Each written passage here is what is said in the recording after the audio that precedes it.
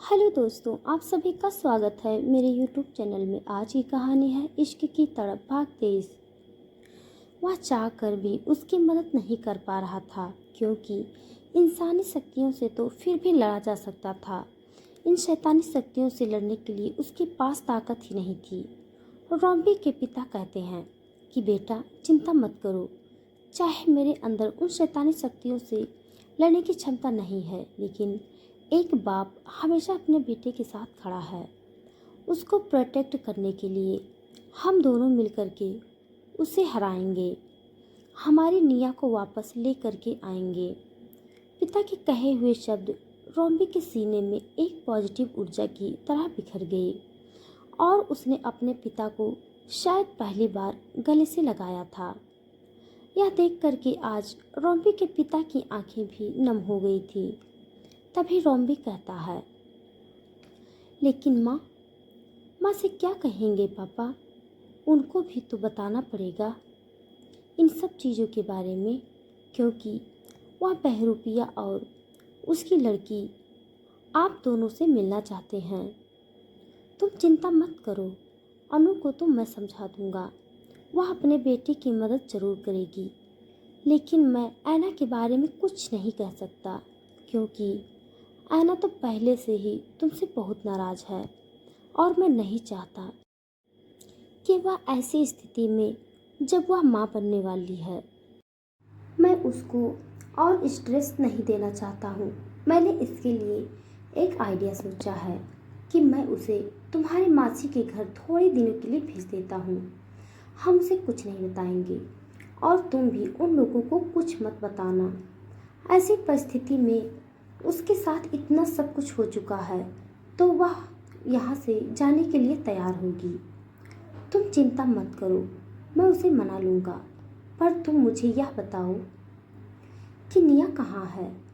तो रॉम्बी कहता है, निया को मैंने एक सेफ जगह पर छुपा रखा है, लेकिन अभी इस वक्त वह मुझसे बहुत नफरत करती है, क्योंकि उसे मैंने सच नहीं बताया है। उसे यही लगता है कि मैं उस बहरूपिया लड़की से प्यार करता हूँ और उससे शादी करने वाला हूँ और मैं उसे धोखा दे रहा हूँ, जबकि पापा ऐसा कुछ भी नहीं है। तुम निया को किसी ऐसी जगह पर रखो जहाँ पर वह बहरूपिया उसे ढूंढ ना पाए। तुम चाहो तो उसे हमारे दूसरे घर के अंदर रख सकते हो।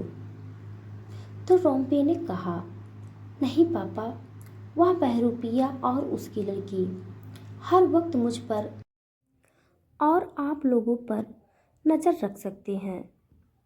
ऐसे में उन्हें खबर लग जाएगी कि निया कहाँ पर है। मैंने निया को एक ऐसे स्थान पर छुपाया है जहाँ पर उसे कोई नहीं ढूंढ सकता। लेकिन तभी रॉम्बी के पिता कहते हैं, और उसके पिता का क्या? उसके डैड मुझे बार बार कॉल करके यही पूछ रहे थे कि मैं तुम दोनों की सगाई की डेट तय कर दूं, लेकिन तुमसे बात हुई थी ना, मैं यह सब कुछ नहीं कर सकता। मिस्टर विल्सन को हम क्या जवाब देंगे? और निया की मासी एंटोनी, वह भी तो हर वक्त तुम्हारे ऊपर नज़र जमाए रखती है। उसके मन में भी न जाने कितने सवाल हैं तुमको लेकर। अगर उन्होंने मुझे फ़ोन करके कुछ पूछा तो मैं क्या जवाब दूंगा? तो रॉम्बी कहने लगा, चिंता मत कीजिए, उनका फ़ोन आपके पास में नहीं आएगा, क्योंकि एंटोनी मासी। यह कहते कहते रॉम्बी रुक गया। रॉम्बी के पिता को घबराहट होने लगी कि क्या हुआ है, एंटोनी मासी कहाँ पर हैं? वह यहाँ नहीं है, रॉम्बी ने बोला। उस बहरूपिया ने उन्हें अपनी कैद में रख रखा है।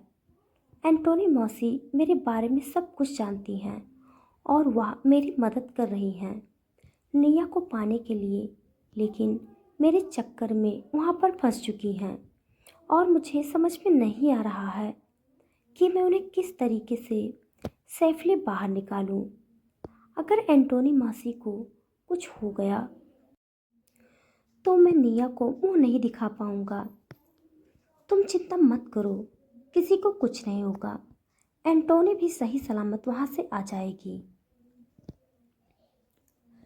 तुम उन दोनों को घर पर ले आने की तैयारियां करो, मैं यहाँ पर सब कुछ संभाल लूँगा, निश्चिंत होकर जाओ। और यह कह करके रोम्बे भी अपने पिता को उनके घर छोड़ देता है और वापस उसी जगह पर चला जाता है जहाँ पर वह बहरूपिया और उसकी लड़की होती हैं। अनु भी घर पर होती है और ऐना भी घर पर ही होती है। अनु को समझाने का काम रोम्बे के पिता का होता है। उनका बेटा बड़ी मुसीबत में है। अब वही दोनों जो उसे इस मुसीबत से बचा सकते थे, पर देखना था कि ऐना साथ देने के लिए तैयार हो जाएगी। अपने पति की सारी बातें सुनने के बाद में अनु घबरा जाती है। उसे डर लगता है कहीं उसके बेटे को कुछ हो ना जाए। और ऐना का क्या करेंगे? तो उन्होंने पहले से सोच रखा होता है कि ऐना को वह अनु की बहन के घर पर भेज देंगे ताकि वहाँ उसका बच्चा सेफ रहेगा और उसे कोई मानसिक पीड़ा भी नहीं होगी। यहाँ पर हम ऐसी समस्या से जूझ रहे हैं जहाँ कब क्या हो जाए, कौन सी शक्तियाँ हमला कर दे, किस पर हमला कर दे, किसी को कुछ भी नहीं पता है। ऐसे में ऐना का यहाँ रहना जरूरी नहीं है। तो अनु कहती है कि ऐना को कौन समझाएगा कि वह अपने मौसी के घर पर चले जाए। क्या वह तैयार होगी? तुम चिंता मत करो, ऐना को मैं समझा लूँगा। ऐना को समझना ही होगा। अभी इस वक्त हमारा रोम्बी का साथ देना बहुत ज़रूरी है। हमारा बेटा बहुत बड़ी मुसीबत में है और निया जिस लड़की से वो बहुत प्यार करता है वह भी बहुत बड़ी मुसीबत में है। आप चिंता मत कीजिए, हम दोनों हमारे बेटे के साथ में हैं। आने दीजिए उन लोगों को, हम उनसे मिलेंगे और हमारे बेटे को सही सलामत वापस लेकर आएंगे। ऐना को बहुत समझाने के बाद में वह तैयार हो जाती है कि वह मौसी के यहाँ जाने के लिए है। वैसे भी वह रोम्बी का चेहरा देखना नहीं चाहती थी। अब देखना यह था कि वह दोनों उन बहरूपिया और उसके लड़की से मिल करके कैसा रिएक्ट करते हैं। रोम्बी अपने पिता से यह सारी बातें करके वहाँ से निकल जाता है। उस बहरूपिया भवन में दोबारा पहुँचने के लिए इधर से रोम्बी पिता अपने पत्नी को समझाने की पूरी कोशिश करते हैं और अपने बेटे के लिए वो तैयार हो जाती है उन लोगों से मिलने के लिए। मन में घबराहट लिए कि उनके बेटे का क्या होगा। उधर रोम्बी के पिता अपने बेटी को मना लेते हैं अपने मासी के घर जाने के लिए, क्योंकि यह समय उसके लिए ठीक नहीं था। रोम्बी महल में जाने से पहले निया के पास जाता है। वह देखना चाहता था कि निया ठीक तो है ना, लेकिन उसे घबराहट हो रही थी कि कहीं किसी ने उसका पीछा किया और उसे पता चल गया कि निया यहाँ पर है तो सारा खेल मिट्टी में मिल जाएगा। लेकिन फिर भी वो निया के पास में मिलने के लिए गया। जब वो निया के पास पहुंचा तो वह रो रही थी। रोम्बी को बहुत बुरा लग रहा था, पर वो इस बार निया के पास नहीं जा सकता था। इस बार वह अपने आप को कमज़ोर नहीं कर सकता था। वह निया को हमेशा के लिए पाना चाहता था, लेकिन वह तरीका वह नहीं था। निया के ऊपर मंडरा रहा है, इस खतरे को उसे हमेशा के लिए खत्म करना था। इसीलिए अभी निया से दूरी बनाना जरूरी था। वो निया की हिफाजत के लिए यहाँ किसी को छोड़ भी नहीं सकता था, क्योंकि उसे डर था कि कब कौन कहाँ धोखा दे जाए पता नहीं। वहाँ पर देखकर वो कहता हुआ जाता है कि बस थोड़ा और इंतज़ार कर लो, थोड़ा और दर्द बर्दाश्त कर लो, फिर मैं और तुम हमेशा के लिए एक हो जाएंगे। वह वहाँ से चला जाता है, सीधा अपने पुराने महल में जाता है जहाँ पर वह बहरूपिया और उसकी बेटी उसका इंतजार कर रहे थे। दोनों की खुशी का कोई ठिकाना नहीं था। जब वहाँ पर पहुँचा तो बहरूपिया ने पूछा कि क्या खबर लाए हो? क्या तुम्हारे माता पिता हमसे मिलने के लिए तैयार हुए?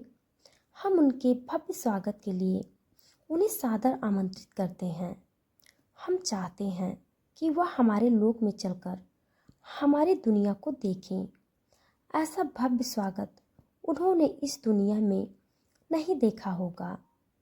तो रोम्बी कहता है कि नहीं नहीं, मैं ऐसा कुछ भी नहीं चाहता।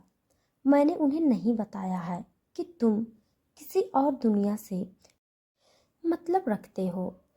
मैंने यही बताया है कि तुम इंसान हो और इंसानों की तरह ही अपना जीवन यापन करते हो और उन्हें कुछ पता भी नहीं चलना चाहिए। इसलिए तुम्हें अपने इस रूप को बदलकर एक नॉर्मल इंसान के रूप में आना होगा। और तुम्हारी बेटी को भी। तो उस बहरूपिया की बेटी कहती है, मैं तो तुम्हारे साथ पूरी ज़िंदगी नॉर्मल इंसानों की तरह बिताने के लिए तैयार हूँ। रोम्बी कहता है कि मेरी एक और शर्त है। एंटोनी मासी हमारी शादी में शामिल होंगी। उन्हें तुम्हें इस लोक में लाना पड़ेगा। वह मेरी माँ की बहुत खास हैं। अगर उन्हें पता चला कि मासी यहाँ नहीं है तो मेरी शादी के लिए कभी हाँ नहीं करेंगे। तो बहरूपिया कहता है कि क्या तुम मुझे पागल समझते हो या फिर अपने जाल में फंसाना चाहते हो? तुम चाहते हो कि मैं एंटोनी को यहाँ बुला लूँ ताकि तुम अपने मकसद में कामयाब हो जाओ। नहीं, जब तक तुम मेरी बेटी से शादी नहीं कर लेते तब तक मैं उसे वहाँ से बिल्कुल नहीं छोड़ूंगा। और अगर तुमने कुछ भी उल्टा सीधा करने की कोशिश की तो उसके वहाँ से लाश भी नहीं मिलेगी। तुम बेहतर समझते हो। मैं जो बोलता हूँ वही करता हूँ। रोम्बी के पास शांत हो जाने के अलावा कोई रास्ता नहीं था। रोम्बी थोड़ी देर में अपने माता पिता को वहाँ बुला लेता है। वह पहले से उन्हें तैयार करके आया था, तो उसे विश्वास था कि उसकी माँ और पापा उनके साथ में हैं। अब उसे समझ में नहीं आ रहा था कि मैं एंटोनी मौसी को कैसे वहाँ से छुड़ाऊँ। जैसे ही वहाँ पर रोम्बी के माता पिता पहुँचते हैं, वह बहरूपिया अपना वेश बदल लेता है। एक सीधा साधारण सा दिखने वाले इंसान में वह अपने आप को परिवर्तित कर लेता है। साथ ही उसकी बेटी ऐसा रूप धारण करती है कि कोई भी उसे देखकर मोहित हो जाए। जब वह अपना नया रूप लेकर के रोम्बी के सामने आती है, एक पल के लिए रोम्बी भी बहक जाता है। किसी अप्सरा से वह कम रूप धारण करके नहीं आई थी। उसे देखकर लग ही नहीं रहा था कि वह शैतानी चुड़ैल हो सकती है। और बहरूपिया रोम्बी के माता पिता को देखकर ऐसा खुश हुआ जैसे उसे जन्नत मिल गई हो। लेकिन अनु, रोम्बी की माँ को उनसे डर लग रहा था। एक अजीब सी घबराहट, जिन्हें पता था कि वो इंसान नहीं है। तो दोस्तों, आज के लिए बस इतना। इसके आगे का भाग जानने के लिए आप हमारे साथ बने रहिए। हमारी कहानी आप सबको कैसे लग रही है कमेंट बॉक्स में ज़रूर बताइएगा। तब तक के लिए धन्यवाद।